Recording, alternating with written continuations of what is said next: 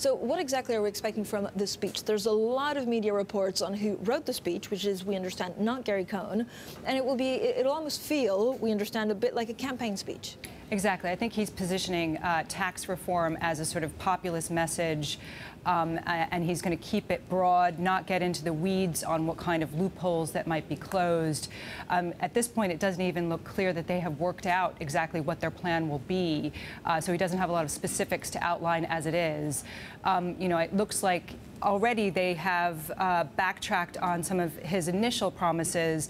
You remember back in July, Trump came out with this very brief outline of what they wanted to do on tax reform, which included reducing the corporate tax rate from 35% to 15%. Well, now it looks like they're targeting a range of between 20 and 25%. But there's so many details that remain unclear here, including, for instance, this push to get corporates to repatriate profits from overseas. What's the rate going to be there?